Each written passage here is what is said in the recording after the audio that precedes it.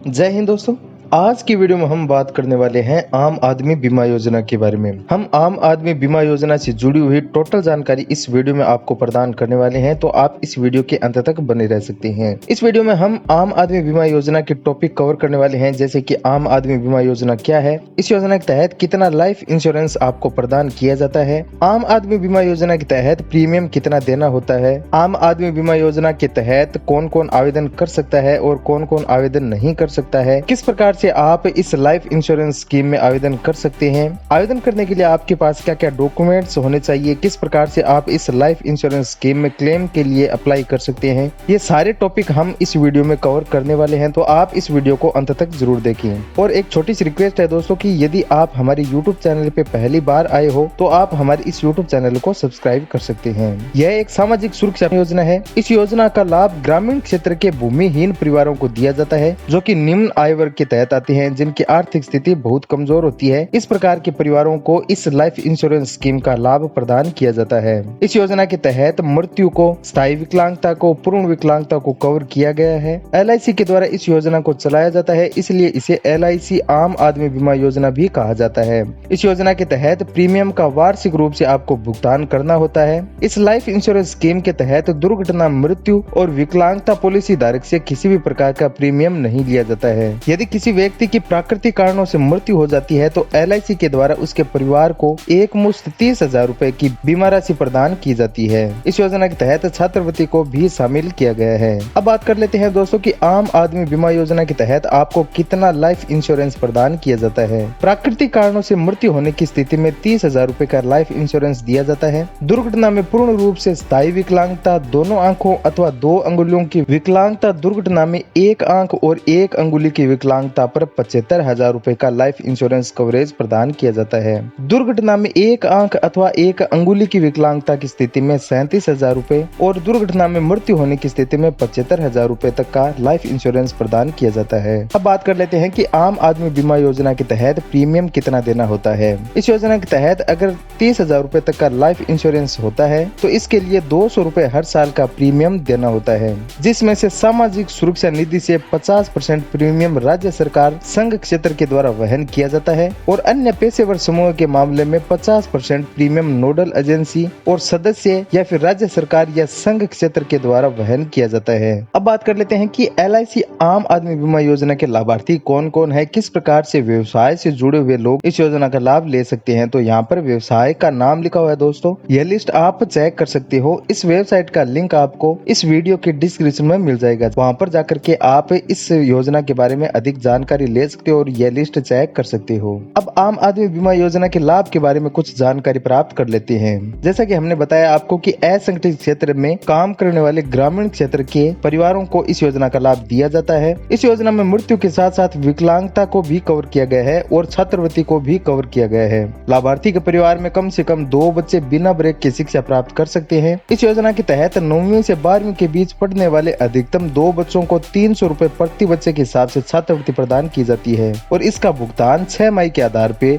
लाभार्थी को किया जाता है। अब बात कर लेते हैं कि इस योजना में कौन कौन आवेदन नहीं कर सकता है, यानी कि किन किन स्थिति को इस योजना में कवर नहीं किया जाता है। तो आत्महत्या, आत्मचोट जैसी स्थिति को इस योजना में कवर नहीं किया गया है। मानसिक रोगी, गर्भावस्था या प्रसव, युद्ध या संबंधित संकट, किसी दुर्घटना के कारण होने वाले चिकित्सा खर्च, कानून का उल्लंघन करने वाली आपराधिक गतिविधियों के कारण लगी चोट या मृत्यु, खतरनाक खेलों में भाग लेने के कारण लगी चोट या मृत्यु, रासायनिक, जैविक या रेडियो एक्टिव हथियारों के कारण लगी चोट या मृत्यु को आम आदमी बीमा योजना के तहत कवर नहीं किया गया है। अब LIC आम आदमी बीमा योजना में कौन आवेदन कर सकता है, यानी कि इसकी एलिजिबिलिटी क्या है, उसके बारे में हम जान लेते हैं। आवेदक भारत का निवासी होना चाहिए। आवेदक की आयु 18 से 59 वर्ष के बीच होनी चाहिए। गरीबी रेखा से नीचे जीवन यापन करने वाला व्यक्ति इस योजना में आवेदन कर सकता है। गरीबी रेखा से थोड़ा ऊपर के परिवार को इस योजना में उल्लेखित किसी भी व्यावसायिक समूह का हिस्सा होना जरूरी है। इस योजना के तहत ग्रामीण भूमिहीन परिवारों को भी इस योजना के तहत पात्र माना जाता है।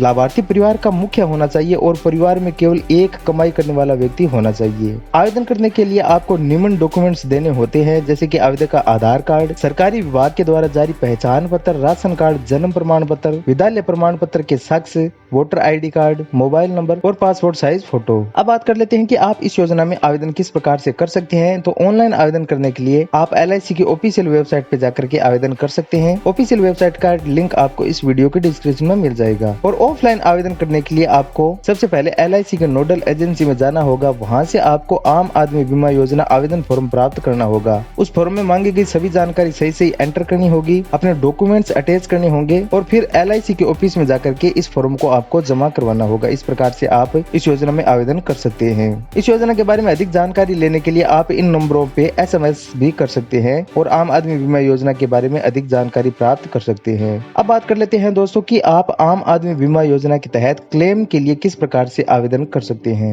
योजना के तहत लाभार्थी के अकाउंट में NEFT के माध्यम से क्लेम की राशि सेंड कर दी जाती है, लेकिन यदि NEFT की सुविधा उपलब्ध नहीं है तो लाभार्थी के बैंक खाते में डायरेक्ट सीधा पैसा ट्रांसफर कर दिया जाता है। क्लेम की राशि का भुगतान अकाउंट, पेई चेक या LIC के द्वारा चुने गए किसी अन्य मोड के माध्यम से भी किया जा सकता है। सबसे पहले जान लेते हैं कि मृत्यु की स्थिति में आप किस प्रकार से क्लेम कर सकते हैं। यदि बीमित व्यक्ति की मृत्यु हो जाती है तो उसके नॉमिनी को LIC में क्लेम दर्ज करना होता है। नॉमिनी को डेथ क्लेम फॉर्म भर करके जमा करना होता है, जिसके साथ उसे नॉमिनी का मृत्यु प्रमाण पत्र भी जमा करना होता है। इसके पश्चात संबंधित अधिकारी के द्वारा क्लेम फॉर्म का सत्यापन किया जाता है। सत्यापन करने के बाद क्लेम की राशि लाभार्थी के अकाउंट में पहुंचा दी जाती है। प्राकृतिक मृत्यु होने की स्थिति में क्लेम फॉर्म तथा मृत्यु प्रमाण पत्र जमा करना होता है। और अगर दुर्घटना के कारण मृत्यु हो जाती है तो इस स्थिति में स्थानीय पुलिस के पास दर्ज एक FIR की कॉपी, पोस्टमार्टम रिपोर्ट, पुलिस के जांच की रिपोर्ट और पुलिस की अंतिम रिपोर्ट जमा करनी होती है। विकलांगता की स्थिति में आप किस प्रकार से क्लेम कर सकते हैं। इस स्थिति में बीमित व्यक्ति के द्वारा स्वयं क्लेम किया जाएगा। लाभार्थी को क्लेम फॉर्म के साथ महत्वपूर्ण डॉक्यूमेंट्स अटैच करने होंगे। इन डॉक्यूमेंट्स में आपको दुर्घटना का दस्तावेज, प्रमाण पत्र या फिर मेडिकल सर्टिफिकेट देना होगा जिसमें विकलांगता का प्रमाण हो।